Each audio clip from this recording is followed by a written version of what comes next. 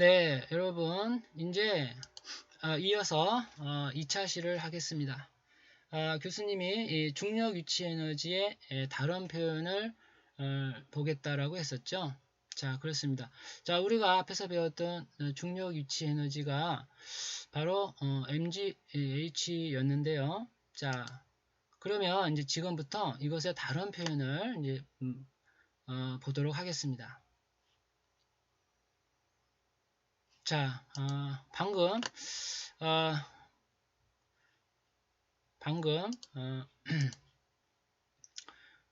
교수님이 이제 mgh라는 표현을 다른 표현으로 바꾸겠다 그랬는데 바로 그 다른 표현이 바로 이겁니다. 자, 만유인력에 의한 위치 에너지는 이런 표현을 쓸 수 있는데요. 자, 만유인력은 뭐라 그랬죠? 자, 만유인력은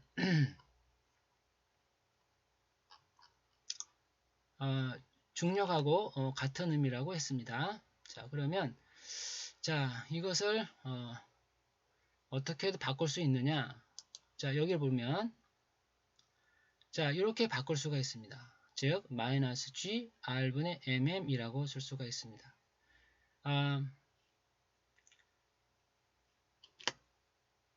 그래서 이 표현을 이렇게 쓸 수 있다는 것이죠. 자, 이것을 어떻게도 쓸 수 있느냐? 마이너스 G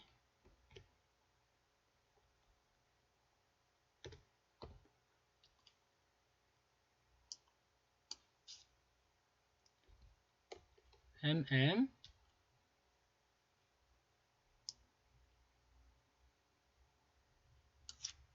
R 이렇게 쓸 수가 있습니다. 자, 그래서 mgh도 중력 위치 에너지 표현이고요. 자, 마이너스 G R분의 mm도 중력 위치 에너지의 표현입니다. 자, 이런 다른 표현을 쓸 수 있죠. 자, 이때 교수님이 얘기한 것처럼 이 마이너스란 수학에서의 더하기 빼기가 아니라 그랬죠. 이 마이너스 부호는 그 물리학에서는 어떤 방향성을 표현하는 의미로 쓰입니다. 무슨 얘기냐면 우리가 이것이 인력이라 그랬죠. 청력이 아니라는 의미인 겁니다. 자, 그래서 인력과 청력은 서로 이제 그 반대되는 의미이기 때문에 그러한 물리적인 의미를 여기에 표현했다라고 할 수가 있겠어요.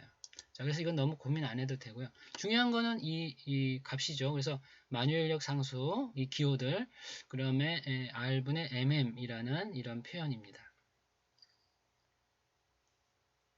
어떻게 보면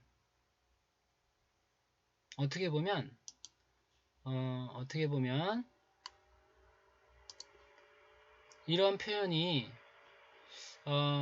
그 중력 법칙 표현 중력 법칙 자, 이 표현을 한번 볼게요. 자, 이것이 우리가 알고 있는 배웠던 중력 법칙인데 혹은 만유인력 법칙인데 자, 오히려 이거보다 표현이 조금 더 간단해졌죠. 왜냐하면 여기는 R제곱이죠. 그런데 자, 만유인력 법칙을 적용한 중력 위치 에너지 표현은 이렇게 R만 씁니다. 그러니까 오히려 더 간단한 표현이라고 할 수도 있겠어요. 자, 그래서 지금 우리는 중력 위치 에너지의 다른 표현을 보았습니다. 자, 이거 유도 과정도 있는데요. 자, 여기서 이것이 어떻게 나왔는지 뭐 간단히만 좀 살펴볼게요. 자, 우리가 앞에서 배웠던 mgh가 있었죠. 자, mgh라고 하는 이 중력 위치 에너지를 자, 이런 곧 에너지라고 했기 때문에 에너지 표현으로 표현할 수 있는 것이죠. 자, mgh인데 자, 우리가 물체를 움직일 때, 물체의 힘이 가해져서 이동거리가 생기면 1이라고 했었죠. 자, 1의 정의에서 나온 겁니다. 자, 이때, 자, 이거는 이제, 무엇과도, 연계가 될 수 있냐면, 자, 이런, 기본적인 MGH와 연계가 될 수 있다는 겁니다. 이것이 즉 같은 표현일 수 있다는 건데, 자, 이때 마이너스 부호는, 수학에서의 더하기 빼기가 아니고, 방향성을 의미한다. 물리적인 의미라 그랬죠. 그래서 인력이 아니고 청력의 의미라고 했어요. 청력이 아니고, 교수님 말을 반대로 했죠. 청력이 아니고 인력의 의미라고 생각하면 되겠습니다. 그래서 이 마이너스 부호를 쓰고, 자, 여기에서 이 중력 가속도가 있는데, 자, 이 중력 가속도를 교수님이 방금 이제 이렇게 바꿀 수 있다고 그랬죠.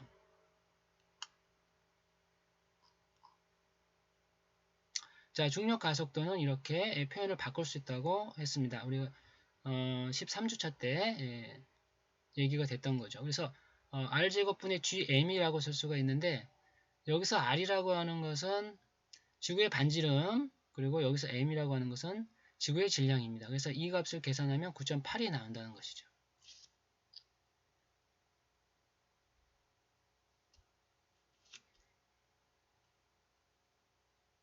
자, 이 9.8이라는 값이 나오는데, 자, 이 값을 여기에 적용해서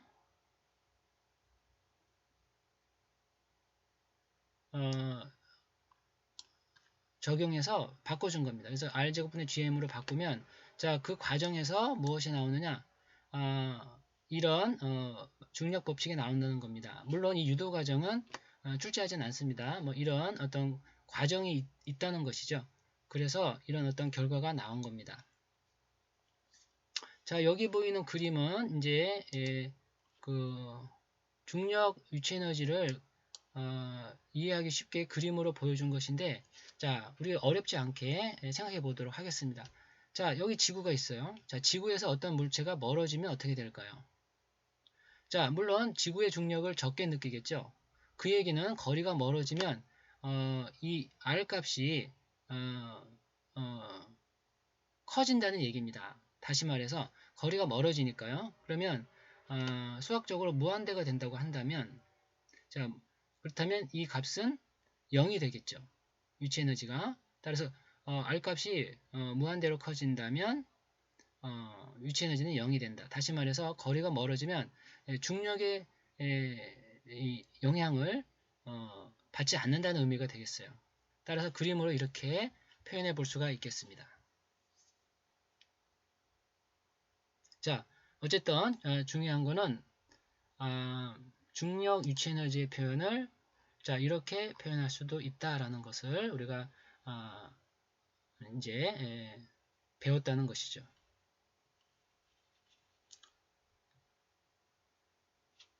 자, 이제 그 다음 내용으로 가보도록 하겠습니다. 자, 이제 그 다음 내용인데요. 만유인력에 의한 위치 에너지. 자, 방금 얘기했고요. 자, 그러면 이제 우리는 이런 문제를 한번 생각해 보겠습니다. 자, 무엇이냐면 이제 자, 보존법칙 문제를 한번 살펴보도록 하겠습니다.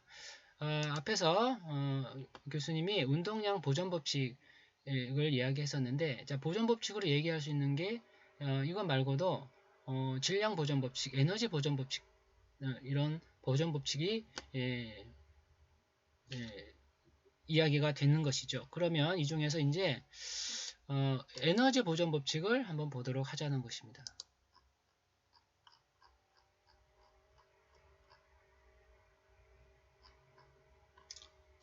자, 이제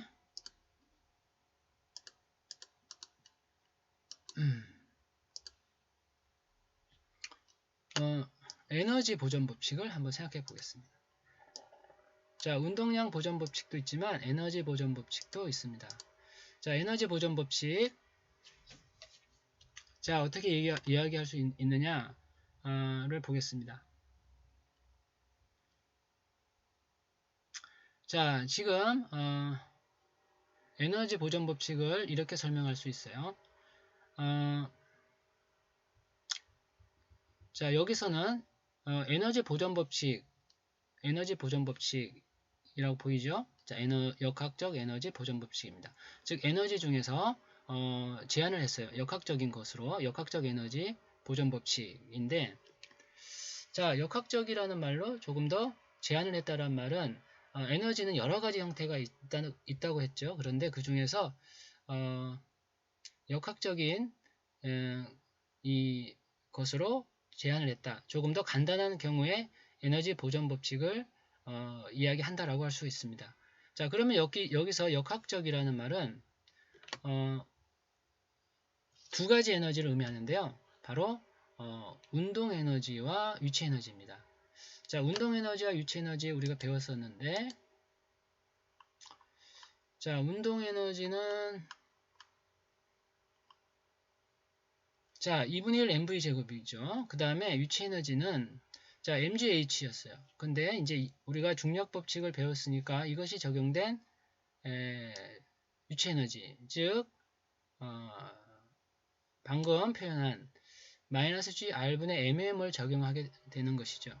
따라서 mgh 대신에 바로 이 값을 적용해 보면 자, 표현 방법이 이렇게 된다는 것이죠. 운동 에너지와 유체 에너지. 자, 보존 법칙이라고 했습니다. 보존이란 말은 변화가 없다는 얘기죠. 즉, 일정하다는 얘기죠. 따라서 이것의 그 값에 변화가 없었다라는 의미이고요. 수학적으로는 상수라는 의미이기도 합니다. 자, 그러면 이제 이 식을 우리가 가지고 우리가 역학적 에너지 보존 법칙이라고 합니다. 자, 물리학에서 보통 법칙 그러면은 어떤 방정식 혹은 수식으로 이해가 됩니다. 수식이라고 할 수가 있겠어요. 자, 이제 그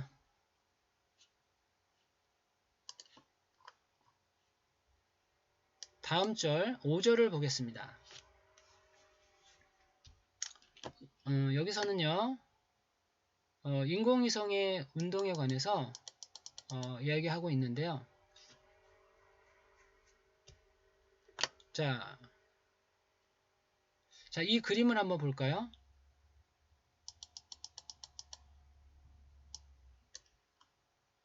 자, 여기 지구가 있습니다. 이 지구에서 자, 이렇게 포탄을 쏘았다고 해봅시다. 그러면 자, 뉴턴의 생각이 이렇습니다. 뉴턴은 이렇게 생각을 했다고 해요. 자, 포탄을 쏩니다. 그러면 이것이 궤적을 그리고 떨어지겠죠? 자, 이것이 속도가 매우 빨라지면 조금 더 멀리 떨어질 겁니다. 자, 이것이 아주 속도가 매우 빨라진다면 어떻게 될까요? 자, 이렇게 다시 돌아서 지구를 돌아서 제자리로 다시 돌아온다, 이런 생각을 할 수가 있다는 것이죠. 자, 바로 이것이 무엇이냐면 인공위성입니다. 바로 지구 주위를 돌고 있는 위성이 이렇다는 것이죠. 자, 인공위성은 우리 생각보다 빠르게 지구 주위를 돌고 있습니다. 자, 여기서 이제 우리가 생각해 보는 것이 만약에 이것이 훨씬 더 빨라지면 어떻게 될까? 자, 그럼 지구를 벗어날 수 있을까? 이것인데 그렇습니다. 바로 이것이 바로 탈출 속력이라고 합니다. 자, 지구를 돌 뿐 아니고 지구를 탈출할 수도 있겠다. 그러면 지구를 탈출하려면 지구를 탈출할 수 있는 속력이 있겠죠. 자, 그것을 우리는 탈출 속력이라고 하는 것이죠. 혹은 탈출 속도, 교재의 표현대로 탈출 속도라고 하는 것입니다. 자, 그러면 우리 탈출 속도를 한번 구해 보도록 할 건데요. 먼저 탈출 속도란 무엇일까? 탈출 속도란 혹은 탈출 속력이라고도 합니다. 보통 속력과 속도는 뭐 크게 구분 없이 쓰이기도 합니다. 물론 이제 물리적으로 벡터 개념이 적용된 용어가 속도고요. 벡터 개념이 적용이 안 되면 속력이라고 합니다. 그러나 보통은 속도라는 표현보다는 속력이라는 표현을 우리가 조금 더 익숙하긴 합니다. 큰 차이는 없습니다. 보통은 이제 구별 없이 사용이 되죠. 자, 그러면 탈출 속도란 무엇이냐? 탈출 속도란 중력장을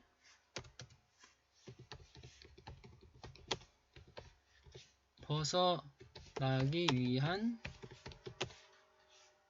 속도라고 할 수가 있겠습니다. 자, 중력장을 벗어나기 위한 속도인데, 자, 그러면 이 중력장을 벗어나기 위한 속도가 어떻게 구해질까? 어떻게 구해질까? 자, 이렇게 구해집니다. 자, 앞에서 교수님이 자, 역학적 에너지 보존 법칙이라는 얘기를 했었죠.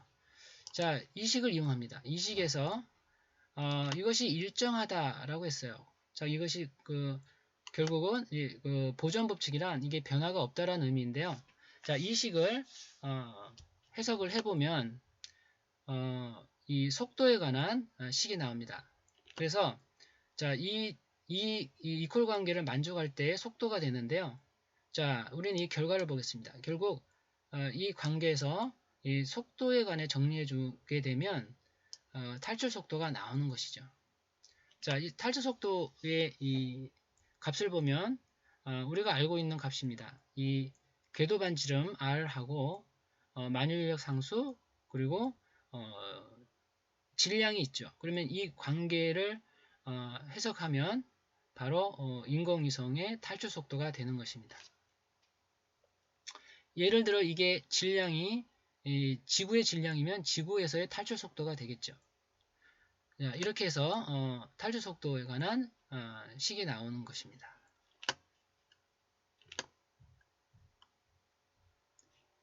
자, 여기까지 이제 인공위성의 운동을 해석해 봤고요. 탈출 속력이라는 것 구해 봤습니다.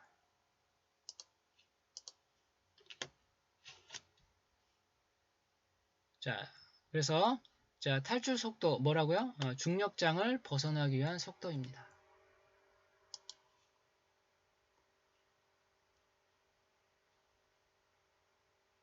자, 마지막으로 풀이를 하나 보겠습니다. 자, 예제 중에 이런 풀이가 있었는데요. 자, 이거 풀이를 보면 자, 자, 달과 지구의 관계를 이야기하고 있습니다. 자, 이걸 풀어보면 어떤 결과가 나오는지 보겠습니다. 자, 이때 사용한 식을 보면 자, 여러분이 알고 있는 식이죠. 자, F는 ma, 즉 F는 질량과 가속도, 지구에서 이제 중력 가속도를 사용했고요. 그 다음에 방금 다뤘던 만유인력 중력입니다. 즉 F는 mg라고 표현한 중력도 있고 F는 gr제곱 mm이라는 만유인력 표현식도 있습니다. 지금은 여기서 크기를 구하는 것이죠. 크기에 대한 표현을 이제 해석하는 겁니다. 자, 그러면 달은 어떨까요? 역시 마찬가지인데 물론 여기도 우리가 배웠던 식을 사용합니다. F는 mg를 썼고요. 자, 만유인력식 gr제곱 mm을 씁니다.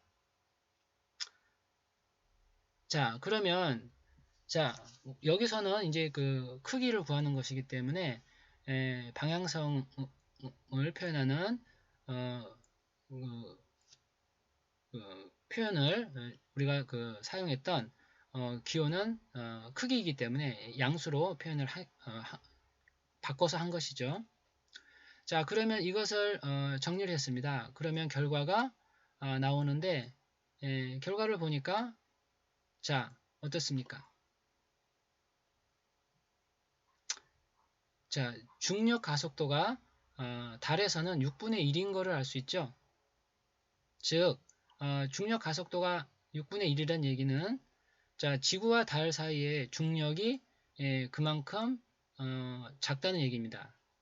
쉽게 얘기해서 지구에서 60kg이 나갔다고 한다면 몸무게가 60kg이었다면 달에 가면 10kg이 된다는 의미이죠. 자 이렇게 우리가 알고 있던 식을 적용해서 문제가 이렇게 주어진 걸 알 수가 있습니다.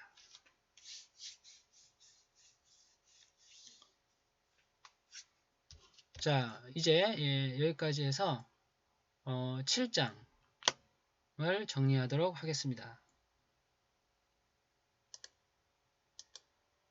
자 이제 한 4분 정도 남았는데요. 자 이제 남은 시간은 우리 다음 장 배울 내용 간단히 설명하고 잠깐 쉬도록 하겠습니다.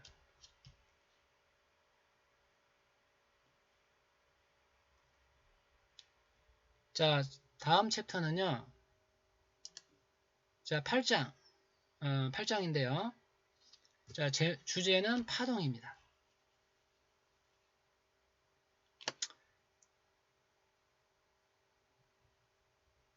자 8장 보겠습니다.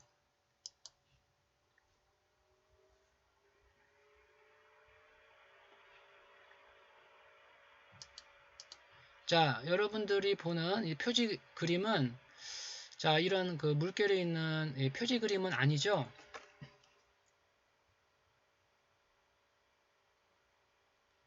자 이런 표지 그림일 겁니다.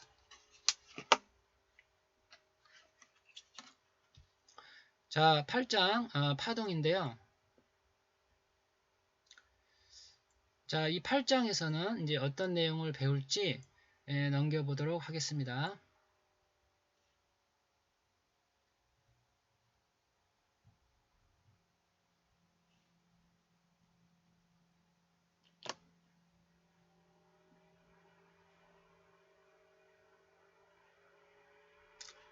자, 이 표지 그림을 보면 이렇게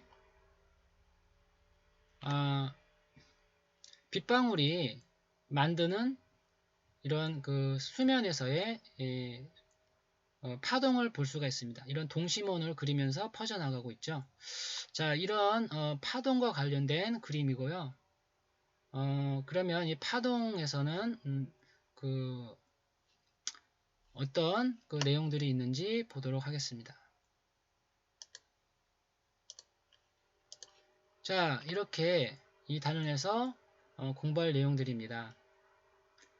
자, 우리 3차시까지 해서 이제 내용을 살펴보고 이 14주차를 마치도록 하겠습니다. 자, 먼저 이 파동이 어떻게 발생하는지 그리고 전파하는지 배워보도록 하겠고요. 다음은 이제 파동의 반사 법칙과 굴절 법칙을 이제 보도록 하겠습니다. 세 번째는 파동의 간섭 및 회절 현상. 자, 이런 내용들이 들어 있습니다.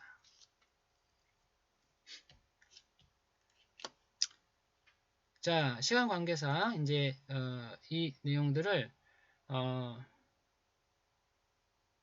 우리 3차 시에 조금 해보도록 할 건데요. 자, 먼저 1절 보도록 하겠습니다.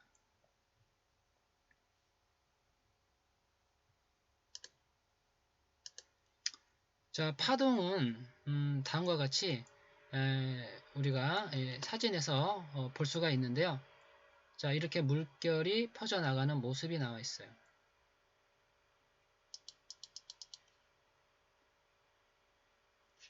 자, 이렇게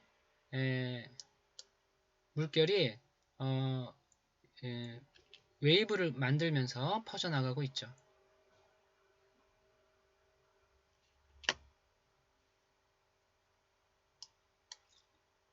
자, 그리고 우리 이제 파동과 펄스의 그 구분을 잠깐 설명을 하고 있습니다. 자, 이렇게 펄스란 한 번 진동하는 발생이고요. 입사 펄스, 반사 펄스가 있죠. 자, 이것이 연속되면 이제 파동으로 부릅니다. 자, 파동과 펄스를 이제 그 물리적인 용어를 이제 설명을 한 겁니다.